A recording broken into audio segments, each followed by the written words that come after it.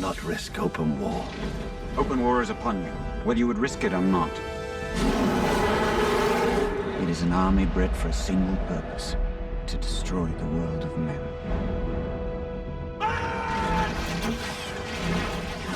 When we've created the props, the costumes, the armor that appear in the film, we've been very much aware of the history and cultures of the people that wear the particular costume or use the particular sword that we're making.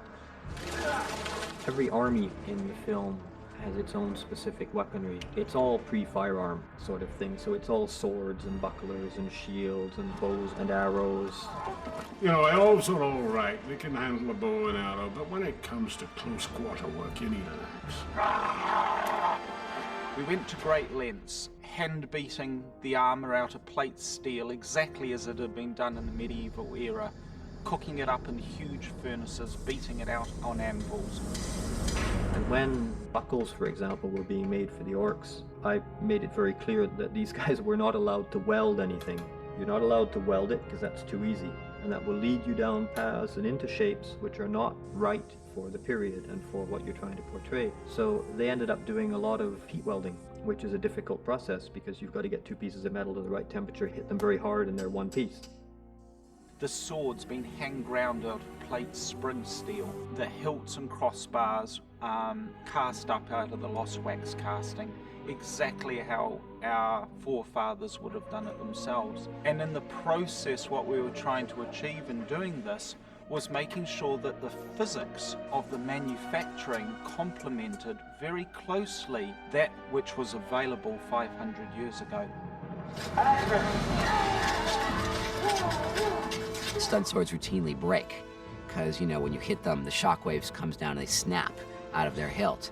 And Richard Taylor, not because, you know, he necessarily wanted to, he was forced to innovate because he couldn't afford to make 5 stunt swords per actor per day. It just would have been absolutely prohibitive. So he sort of completely invented a way to put polyurethane, which is kind of skateboard wheel rubber, into the hilts of these swords so that when the shock wave of contact hit the blade, it would travel down the blade to the hilt and be absorbed into the polyurethane that was hidden under the leather and stitching of the hilts. And we didn't break one stunt sword, which has to be some kind of record. We went for, say in the case of the Gondorians, a very ceremonial, almost Roman-like armor, as opposed to, say, the Rohan, who are almost Minutemen. They're ready to go at the slightest call to action. They roam the Riddermark, they're ready to take upon any foe that would come into their lands. What business does an elf, a man, and a dwarf have in the Riddermark? Speak quickly! Rohan's weapons of choice, when they're on horseback, have long spear, a shield. The spear is typically used as a first strike weapon, and they use the shield as a weapon as well. And action! Well, my abiding memory of this damn picture is being halfway up a mountain and looking down and seeing 2 members of the wardrobe department struggling up the hill with a hamper with the remainder of my costume in it. And behind them, 2 men from the armory department struggling up the hill with a hamper with my arms and axes and belts and things like that. And then a poor girl stumbling up the hill carrying my helmet, and another one stumbling up the hill carrying my boots.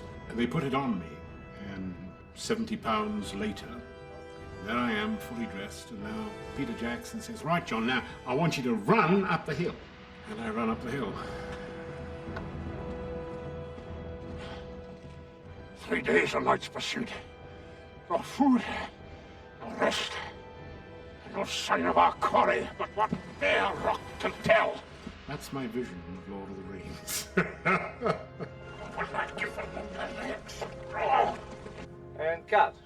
Okay. You made me think that a man shouldn't be out of breath after running that short distance. Try it with a 60-pound pack.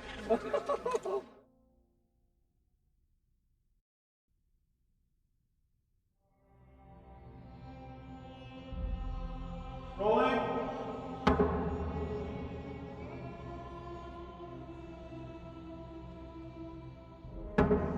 The sound designer really comes up with the sounds for all the animals and the whole natural environment that makes up the world of the film.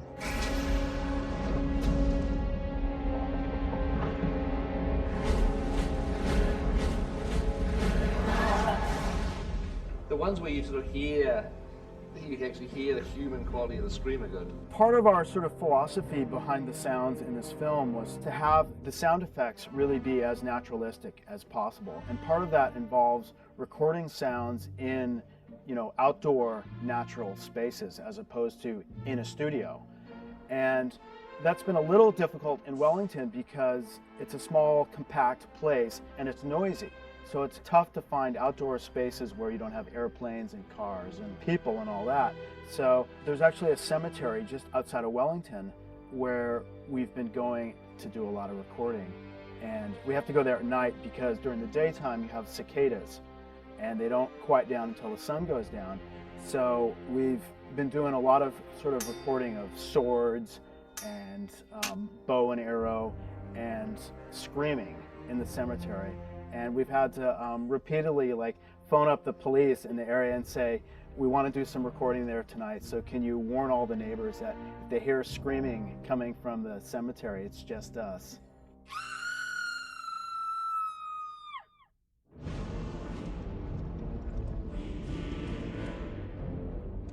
The dead marshes are an environment that lend themselves to incorporating a lot of different vocal elements because it's really this place where all the ghosts of the elves and the other people who have fought in these battles from the past, their souls are sort of trapped in the marshes.